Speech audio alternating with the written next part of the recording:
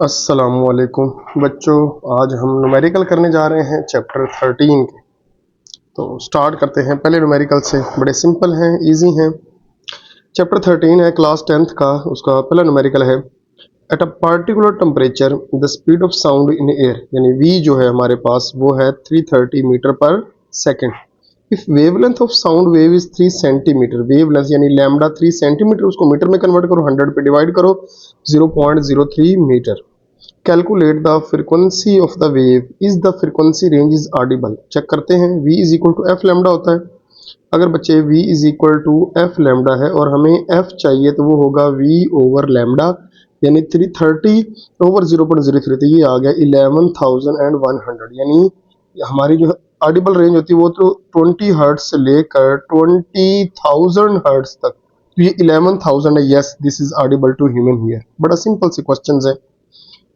Next है, a clock times 48 times in a minute.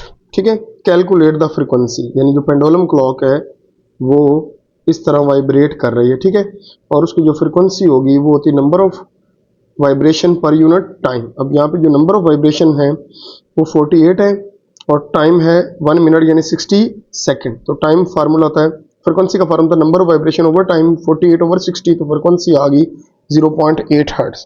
अब हमें टाइम पीरियड चाहिए, तो टाइम पीरियड का फार्मूला था 1 ओवर एफ। बिल्कुल सिंपल है, 1 ओवर 0.8 तो 1.25 सेकंड हमारे पास आंसर आ गया। बच्चे कर सकते हैं आसानी के साथ। ए कार हॉर्न अमिट साउंड वेवलेंथ दी है 0.5 मीटर एंड स्पीड उसकी जो आपको पता है स्पीड ऑफ साउंड हवा में 340 metre per second the almost. Calculate the frequency. Simple question है बच्चे, बहुत आसान न्यूमेरिकल दिए हुए हैं। वही v is equal to f lambda और f आ जाएगा v over lambda. Value put कर दो v और लैम्डा की, आंसर आ जाएगा। ठीक है, ओके।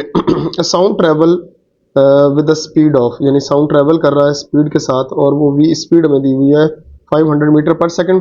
वेव लेंथ है इतनी 2 metre. Calculate the time period. तो बच्चे टाइम पीरियड फाइंड करने के लिए टाइम पीरियड होता है 1 ओवर एफ, तो हमें एफ चाहिए। तो v is equal to again f lambda और f आ जाएगा v ओवर लैम्डा। तो पहले हमारे पास f आ गया 250।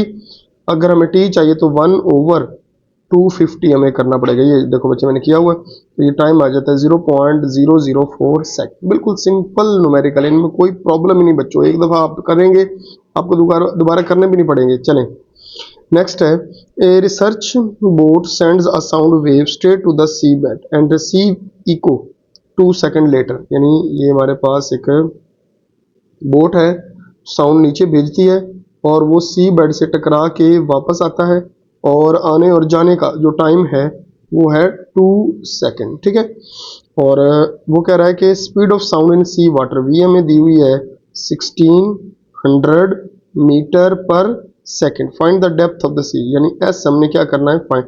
तो एस इज इक्वल टू क्या होता है वी टी। बेटे ये जो एस है ये आने और जाने का टाइम दिया हुआ है, तो हमें एक टाइम चाहिए सिर्फ जाने का, तो हम इसी टाइम को 2 पे क्या कर देते हैं डिवाइड। तो बच्चे इसलिए इसका फार्मूला बन जाता है s is equal to we t over 2। तो v की वैल्यू t की और 2 को डिवाइड कर दो तो 1600 मीटर इसकी डेप्थ आ जाती है। ओके, अब बच्चे को माइंड में बताइए 2 पे क्यों डिवाइड करते हैं, क्योंकि टाइम था आने और जाने का, हमें तो सिर्फ एक टाइम चाहिए तो इसलिए हाफ कर दिया, 2 पे डिवाइड कर दिया। सेम क्वेश्चन है बच्चों, एक बच्चा है, वो पर्सन है, क्लैप करता है near the hand of mountain. ये माउंटेन है, वो यहाँ पे खड़ा होके क्लैप करता है और उसको आवाज दोबारा सुनाई देती है, एक्को सुनाई देती है 6 सेकंड के बाद। स्पीड ऑफ साउंड 343 है। What is the distance from the person to mountain. तो again S is equal to we T. फिर बच्चों वही हुआ कि ये टाइम जाने और आने का है, तो हमें एक टाइम चाहिए तो फिर 2 पे क्या कर देंगे डिवाइड। तो v है 343 मल्टीप्लाइड बाई 6 ओवर 2। इसको सॉल्व करो तो ये आएगा 1029 मीटर। तो ये बच्चे हमारे पास सिंपल से न्यूमेरिकल हो गए इस चैप्टर के।